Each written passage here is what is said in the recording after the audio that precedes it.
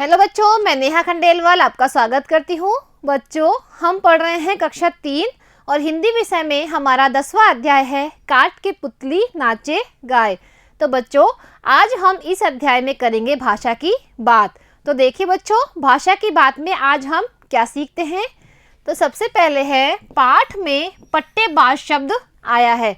बच्चों, इस पाठ में एक शब्द आया है पट्टेबाज। यह पट्टे और बाज से मिलकर बना है। बच्चों, जो पट्टेबाज शब्द है वो दो शब्दों से मिलकर बना है।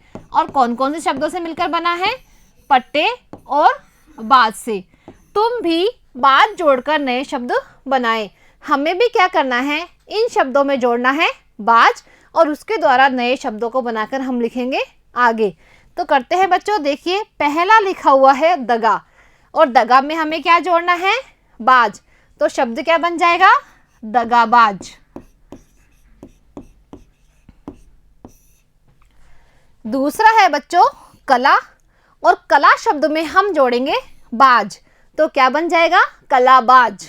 तो यहां हम लिखेंगे कला बाज।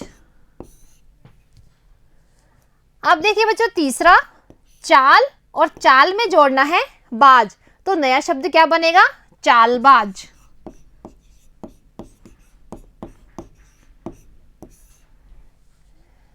अब बच्चों, अंतिम शब्द है तलवार और तलवार में हमें जोड़ना है बाज। तो इसका क्या अर्थ हुआ? तलवार बाज। जो तलवार चलाता है उसे बोलते हैं तलवार बाज। तो देखिए बच्चों, अगर हम किसी भी शब्द में बाज शब्द जोड़ देते हैं तो उस शब्द का अर्थ ही बदल जाता है। जैसे यहाँ पर है दगा और दगा एक शब्द है जिसका मतलब होता है कि किसी के साथ दगा करना। लेकिन अगर हम उसमें बाज जोड़ देते हैं तो दगाबाज बन जाता है, जो कि किसी व्यक्ति के ऊपर है कि कोई व्यक्ति दगाबाज है। जैसे कला है, कला एक शब्द है और अगर उसमें बाज जोड़ देते हैं तो क्या बन जाता है? कलाबाज। यानी जिसके पास कला है वो आदमी होता है कलाबाज। अब देखिए बच्चों, आगे के प्रश्न। पहरेदार शब्द पहरे में दार जुड़कर बना है। आप भी दिए गए शब्दों के साथ दार जोड़कर नए शब्द बनाइए। बच्चों, जैसे शब्द है पहरेदार, यह दो शब्दों से मिलकर बना हुआ है। एक है पहरे और पहरे में दार जोड़ने पर क्या बन गया है? पहरेदार, जो कि एक होती है संज्ञा। वैसे ही बच्चों, हमें भी इन शब्दों में दार शब्द जोड़कर संज्ञा शब्द बनाने हैं। तो करते हैं बच्चों। सबसे पहले देखिए ईमान और ईमान में हमें जोड़ना है दार। तो क्या बन जाएगा? ईमानदार। ईमानदार।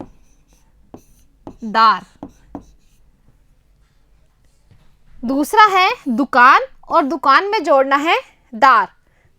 तो क्या बन गया? दुकानदार।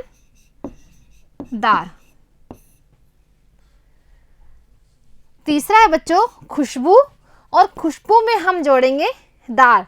तो क्या बन गया? खुशबूदार।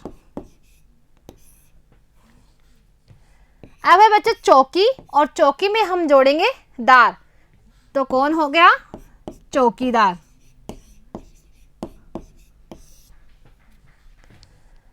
बच्चों ये देखिए बदबू और बदबू में हम जोड़ेंगे दार। तो क्या बन गया है? बदबूदार।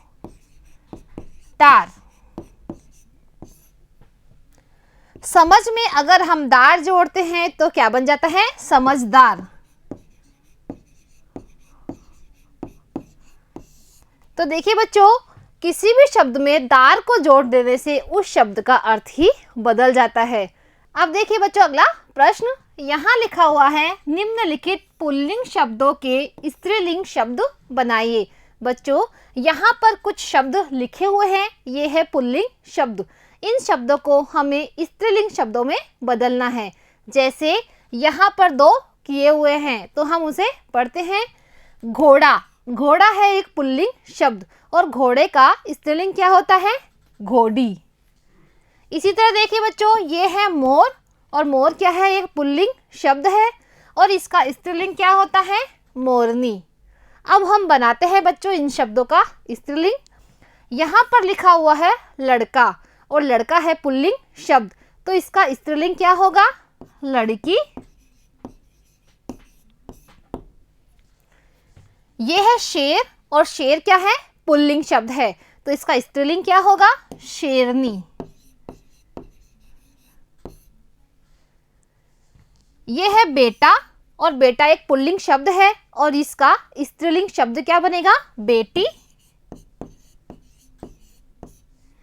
इसी तरह देखिए बच्चों यहाँ पर लिखा हुआ है ऊंट और ऊंट क्या है, एक पुल्लिंग शब्द, तो इसका स्त्रीलिंग क्या होगा, ऊंटनी। अब करते हैं बच्चों अगला प्रश्न। नीचे लिखी क्रियाओं से एक एक वाक्य बनाइए। बच्चों यहाँ पर कुछ क्रिया शब्द लिखे हुए हैं। क्रिया किसे कहते हैं, किसी काम का करना या होना क्या कहलाता है, क्रिया। तो इन क्रिया शब्दों की सहायता से हमें एक एक शब्द बनाना है। जैसे सोना, सोना एक क्रिया है और सोने की सहायता से हमने यहाँ पर क्या बनाया है, मैं खाट पर सोता हूँ।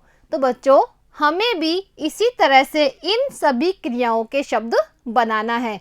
जैसे लिखना, तो हम यहाँ लिखेंगे इसके लिए कोई एक शब्द। जैसे हम इसके लिए कई शब्द बना सकते हैं, मैं पेन से लिखता हूँ, मैं कॉपी में लिखता हूँ, मैं एग्जाम में यानी परीक्षा में लिखता हूँ। तो हम यहाँ पर क्या लिखेंगे, मैं कॉपी में लिखता हूँ। अब देखिए बच्चों अगला क्रिया शब्द है खाना, तो इसके लिए हम कई शब्द बना सकते हैं। जैसे मैं खाना खाता हूँ, मैं सेब खाता हूँ, इसी तरह से अन्य भी कई शब्द बनाए जा सकते हैं। तो हम यहाँ लिखेंगे मैं सेब खाता हूँ। अब देखिए बच्चों लाना, जैसे मैं पानी लाता हूँ।